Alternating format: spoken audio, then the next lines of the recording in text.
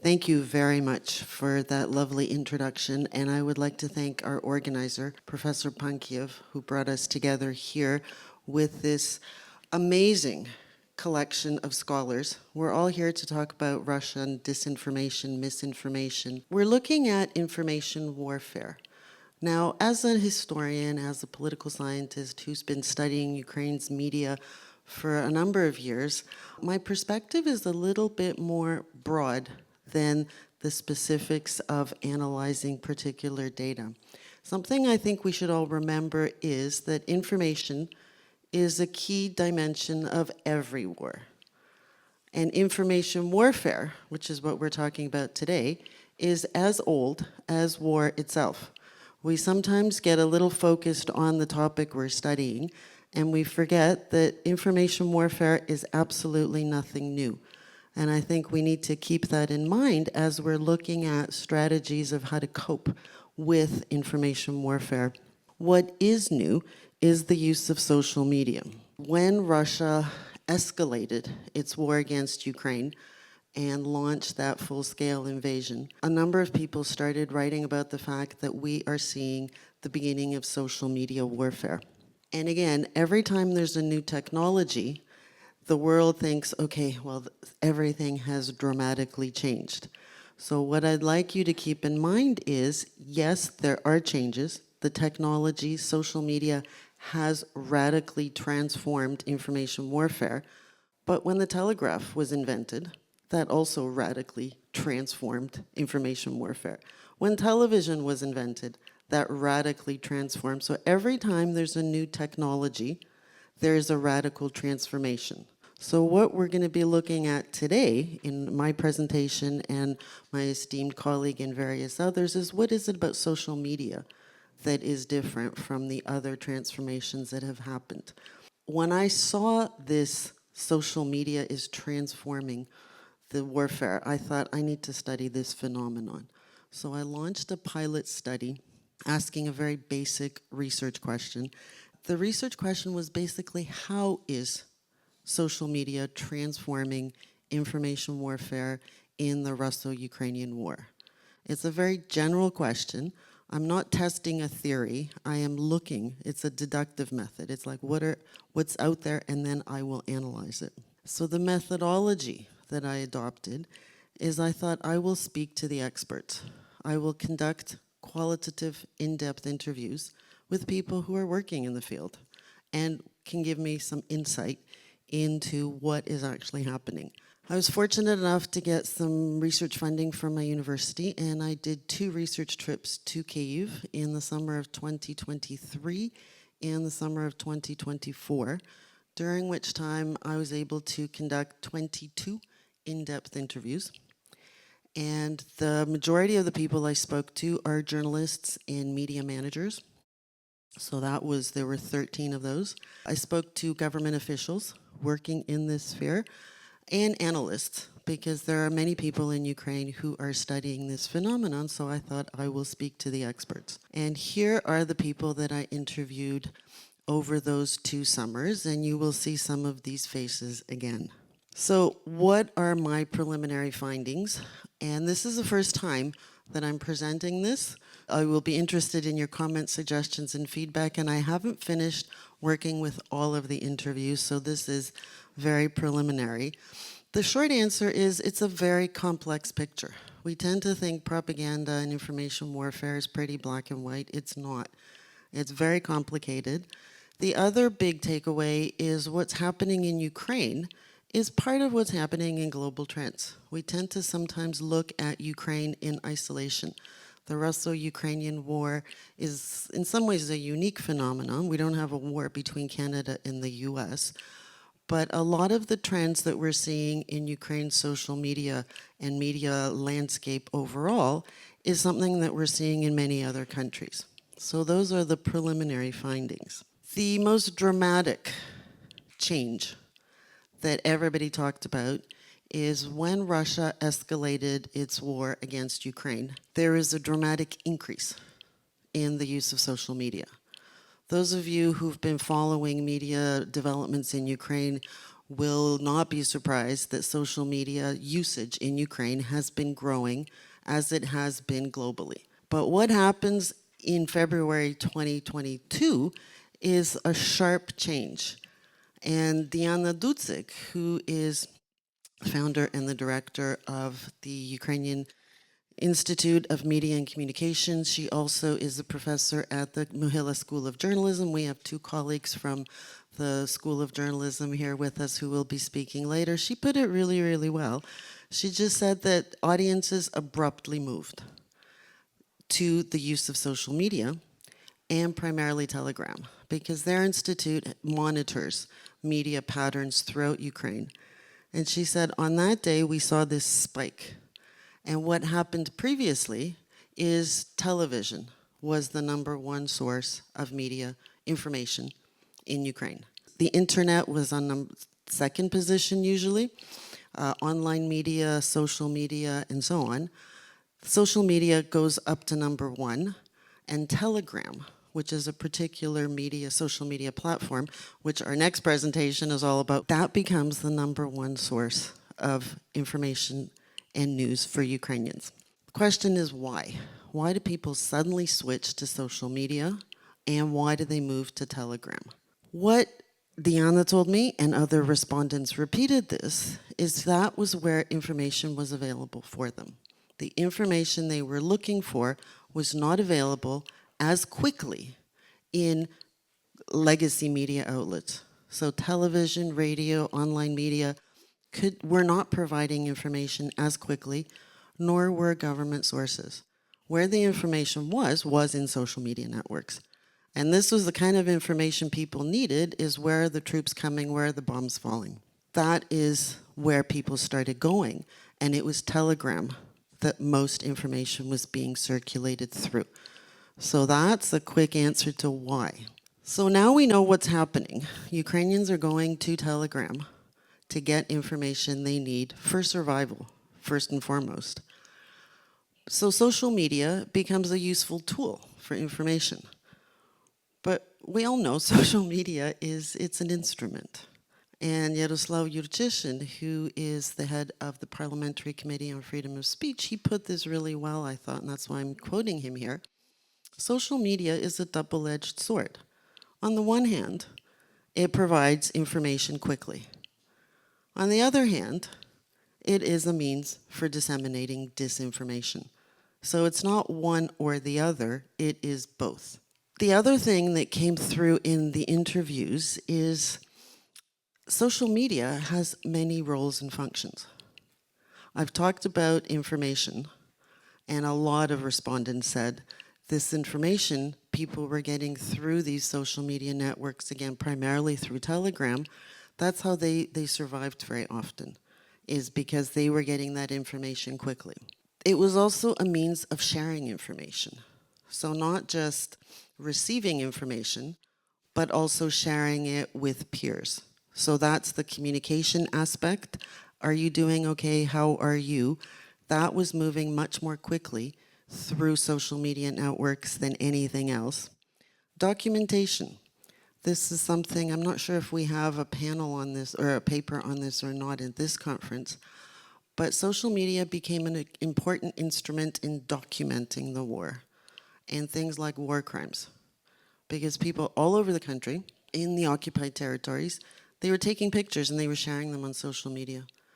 And that created a wonderful base of documents that people like Natalia Humaniuk, she's running a project called the Reckoning Project, and various others that are collecting all of this data. Military significance, this was something I hadn't actually anticipated, but the military, both Ukrainian and Russian, and this is something we heard earlier today, they used a lot of the material from social media for their own purposes. So they could track movements and behaviors because people were posting. Now this changed over time and people learned that you shouldn't be posting certain things on social media, but it still remains a major source of information for militaries. It's a mechanism for donations. Many of you probably in this room have done this. You have a fundraiser on Facebook or some other media platform. means of resistance.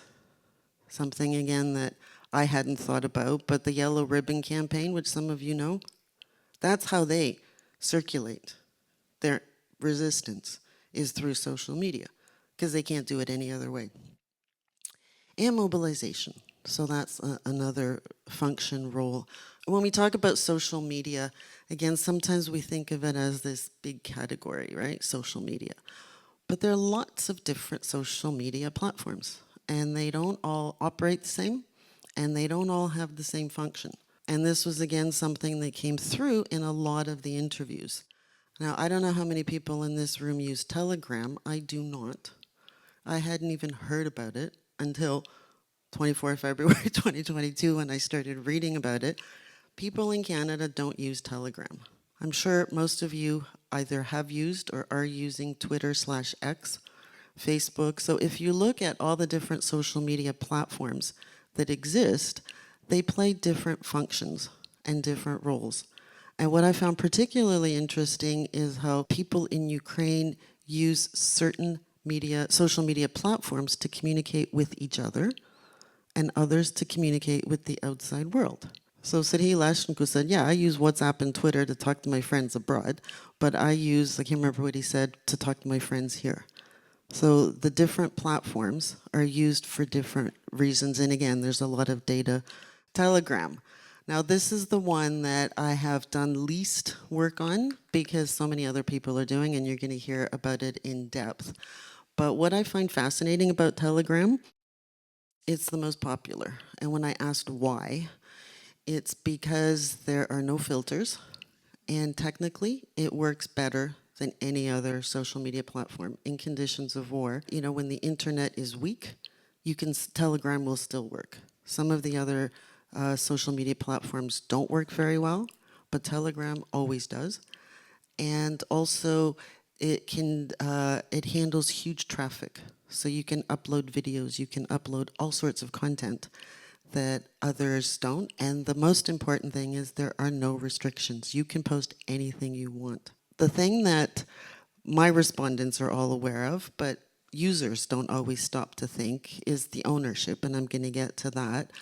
But the creator and owner of this is the Russian-born Pavel Durov, who was arrested by the French for his role in organized crime online. So keep that in mind. And Telegram, what I've discovered, as with so many other platforms, there's this dual reality that exists. That on the one hand, this has become, as Vlad Bundash, who's a journalist with Hromadske Radio, said, this is the news feed. This is where everybody is putting their information, as where everybody's getting their information. So there's no question about the fact that this is the number one. At the same time, this is the main source of disinformation. And Darina Shevchenko, she's from the Kyiv Independent, she put it beautifully. It's a haven for disinformation. So these are the two realities.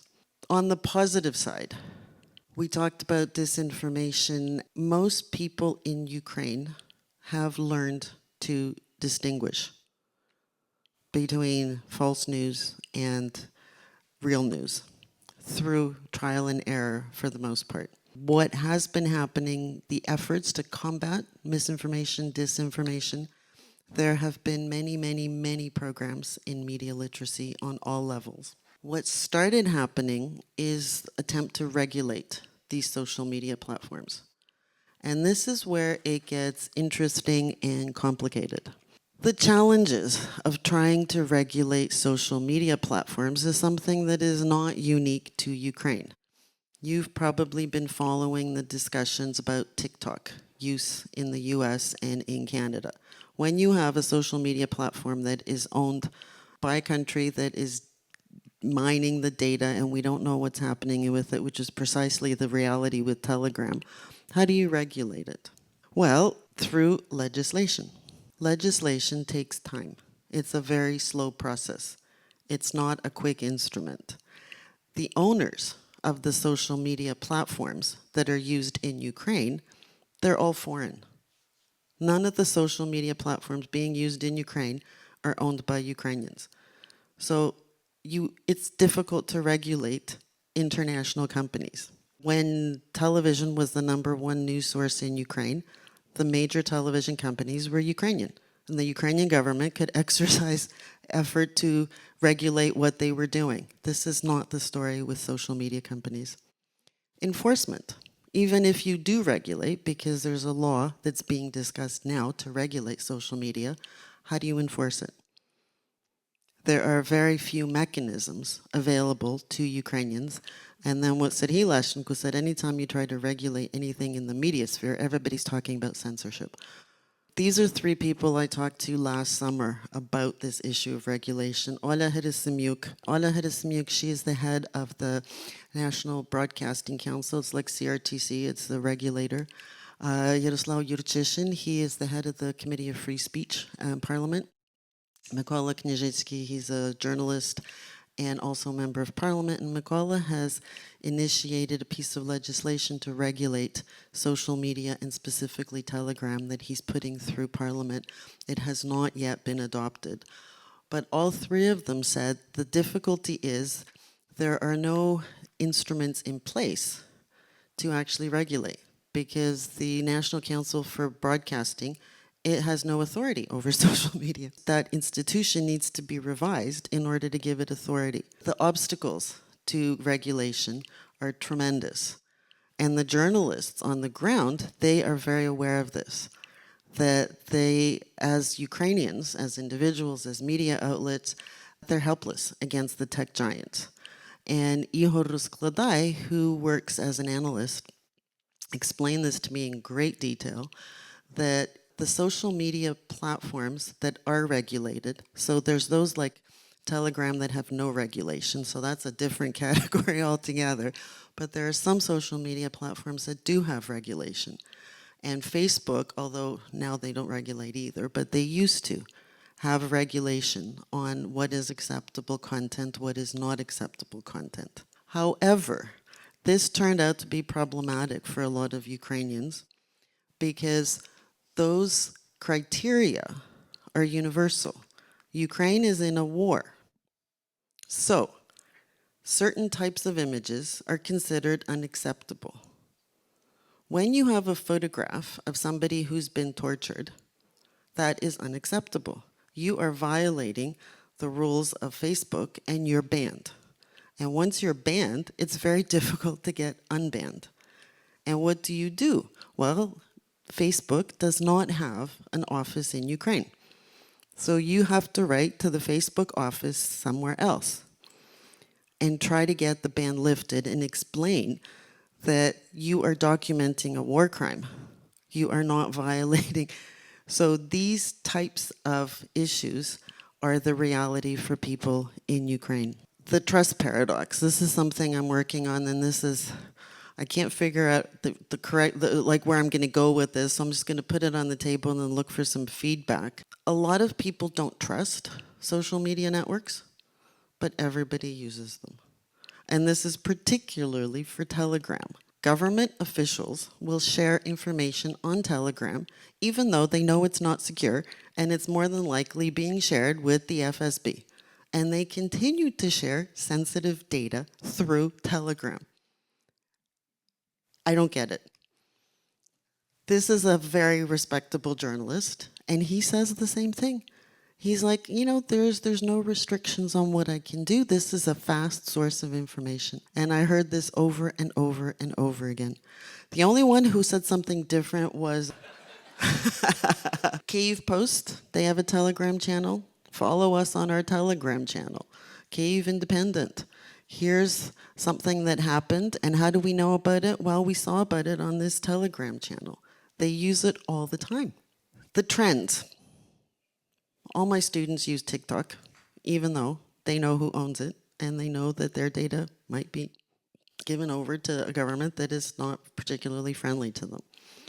So what's happening in Ukraine is not specific to Ukraine. There are issues of political economy, ownership. Who owns these social media platforms? That's the people who control them.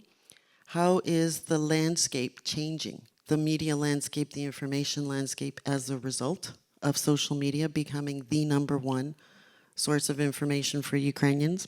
I'm going to leave you with 3 quotes. You're going to love these. Denis Bihus, he is probably Ukraine's top investigative journalist. I love this quote. I said, so where are we going? What do you see? And he said, we're heading for an apocalyptic information inferno. And I think he's right. And these are all the things he outlines, the components of where we're going with all of this. Serhiy Lashchenko, former journalist, he's now working as an information advisor for President Zelensky. He's one of the people who helps him curate his daily messages. Very different perspective. He said he was looking beyond the war. The war's going to end, so what's going to happen afterwards? Ukraine's media landscape's going to dramatically change. Television, already not #1, but the ownership structures will change dramatically as a result of this. So that was his view, and again, I think he's right. And the last quote, Andriy Kulikov, who is a co-founder of Hromadske Radio, he's looking at the relationship between social media and legacy media and owners and politicians. And what he's saying, and again, I think he's spot on, is politicians and media moguls, those tech giants, they have manipulated us so they don't have, like, social media is so much cheaper than setting up these media empires of the past. And that's why people like Pinchuk, who's not going to be spending money on television anymore, because social media is less expensive and it's much more powerful. So this is something to think about. Thank you very much for your attention.